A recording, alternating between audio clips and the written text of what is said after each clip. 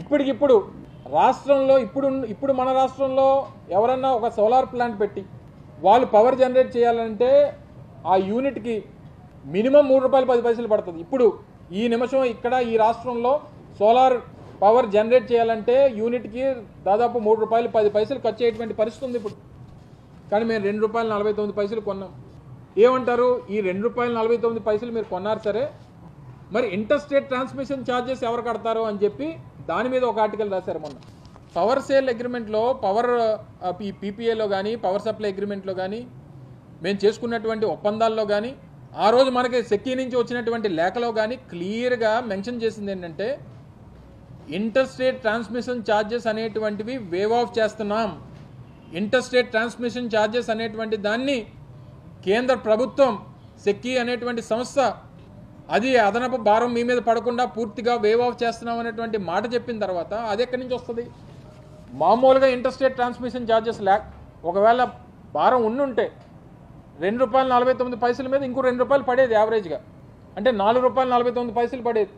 ఎందుకంటే ఎక్కడ రాజస్థాన్లోనో గుజరాత్లోనో ఉత్తరాఖండ్లోనో హిమాచల్ ప్రదేశ్లోనో ఎక్కడో పవర్ జనరేట్ చేసి లేకపోతే ఇంకో రాష్ట్రంలోనో పవర్ జనరేట్ చేసి అక్కడి నుంచి ఇక్కడ తీసుకురావాలంటే ఆ ఇంటర్ స్టేట్ ట్రాన్స్మిషన్ ఛార్జెస్ అనేటువంటివి యావరేజ్గా ₹2 పడతాయి. కానీ ఆ ₹2ని పూర్తిగా వేవ్ ఆఫ్ చేస్తాం. మేము ఏదైతే మీకు రేటు కోట్ చేసామో ₹2.49 ఆ ₹2.49కే మీకు ఇస్తాం. కమిషన్ 0.7 ఏదైతే కమిషన్ ఉంటుందో కమిషన్ మాత్రమే తీసుకుంటాం. అంతకు మించి ₹1 కూడా మీరు చెల్లించాల్సినటువంటి పని లేదు అని చెప్పిన తర్వాత మరి ఇంటర్ స్టేట్ ట్రాన్స్మిషన్ ఛార్జెస్ అని చెప్పి వితండవాదం చేస్తారు. దీనికి మీరు కట్టక్కర్లేదు అని చెప్పి ఆ సంస్థ చెప్పిన తర్వాత అగ్రిమెంట్లో ఉన్న తర్వాత మేము చేసుకున్నటువంటి వారితో చేసుకున్నటువంటి ఏదైతే డిస్కామ్స్ కానీ గవర్నమెంట్ ఆఫ్ ఆంధ్రప్రదేశ్ కానీ సెక్యూరిటీతో జరిగినటువంటి ఒప్పందంలో కూడా అది మెన్షన్ చేసిన తర్వాత మినిస్ట్రీ ఆఫ్ పవర్ దాన్ని మెన్షన్ చేసిన తర్వాత సెంట్రల్ ఎలక్ట్రికల్ రెగ్యులేటరీ కమిషన్ చెప్పిన తర్వాత ఇవన్నీ ఆన్ పేపర్ ఉన్నాయి. లేదు మీరు కట్టాల్సిందే అని చెప్పినటువంటి ఒక కాగితం చూపించమనండి ఈ సో కాల్డ్ పత్రికల్ని, లేక ఈరోజు రాష్ట్రంలో ఉన్నటువంటి ప్రభుత్వాన్ని, లేదా మా మీద ఆరోపణలు చేస్తున్నటువంటి నాయకుల్ని చెప్పనండి, ఒక కాగితం చూపించమనండి. ఇదిగో ఇంటర్ స్టేట్ ట్రాన్స్మిషన్ ఛార్జెస్ అనేటువంటిది కట్టాల్సినటువంటి అవసరం లేదని చెప్పి మా దగ్గర కాగితం ఉంది. ఇది పబ్లిక్ డొమైన్లో ఉన్నటువంటి డాక్యుమెంట్. లేదు కట్టాలి అని చెప్పి చెప్తున్నటువంటి పత్రికలు ఉన్నాయి కదా, వీళ్ళు చూపించమనండి. లేదా ఉన్నాయని చెప్పి ఆర్గ్యూ చేస్తున్నటువంటి మేధావులు ఎవరైతే ఉన్నారో చూపించమనండి. ఇవన్నీ చెప్పడం మానేసి యూనిట్ విద్యుత్ ₹2.49 కొనడం చరిత్ర, అది మా వల్లే సాధ్యమైందని చెప్పి జగన్మోహన్ రెడ్డి గారు చెప్పారు. అది వాస్తవం కూడా. డెఫినెట్గా ఆంధ్రప్రదేశ్ రాష్ట్ర చరిత్రలో ₹2.49 విద్యుత్ కొనుగోలు అనేటువంటిది డెఫినెట్గా చరిత్ర. దీనికి ఏమంటారు? ఇందాక నేను చెప్పింది 2019లో టెండర్లు పిలిచి ఎవరు కొనని విద్యుత్ని 2024 నుంచి సరఫరా చేస్తామని ఆ సంస్థలో చెప్తే 2021 డిసెంబర్లోనే ఒప్పందం చేసుకోవడం చరిత్రే.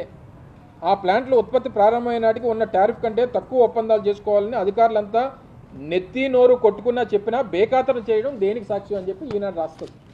ఎవరి దగ్గర కొట్టుకున్నారు నెత్తి నోరు? ఈ ఈనాడు ఆఫీస్కి వచ్చి కొట్టుకున్నారా నెత్తి నోరు?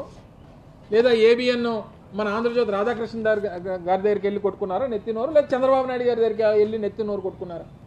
చెప్పండి, ఎవరి దగ్గర నెత్తి నోరు కొట్టుకున్నారు? మీరు విజనరీ అని చెప్పి నిజంగా ఒకవేళ మీరు అన్నట్టు 2021లో చేసుకున్నారు, 2024 నుంచి సప్లై చేయడానికి 2021లోనే మీరు ఒప్పందం చేసుకున్నారు అంటున్నారు కదా, మరి ఈరోజు కొని ఉంటే ఈరోజు ₹2.72 ఉంది. మన రాష్ట్రంలోనే దానికి తయారీ చేసుకుంటే ₹3 పడేది.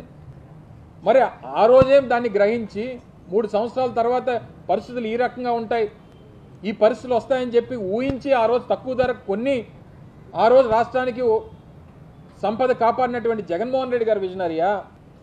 లేదా 2017 నుంచి 2014 నుంచి 2019 మధ్యలో ₹5 కొన్నటువంటి చంద్రబాబు నాయుడు గారు విజనరీయా? 86,000 కోట్ల రూపాయల సంపదని ఆవిరి చేసినటువంటి చంద్రబాబు నాయుడు గారు విజనరీయా? 1,10,000 కోట్ల రూపాయలు సంపద కాపాడి రాష్ట్రానికి రాష్ట్ర ప్రజలకి సంపద కాపాడినటువంటి జగన్మోహన్ రెడ్డి గారు విజనరీయా? ఆ ఇంగితనం ఈ రాసినటువంటి ఇంగితం ఎవరికి ఉండాలి? ఇవన్నీ ఈ రకంగా అంటే ఇంకా ప్రజల్ని ఏ రకంగా తప్పుదోవ పట్టించాలని ఇంత మేలు చేస్తే బురద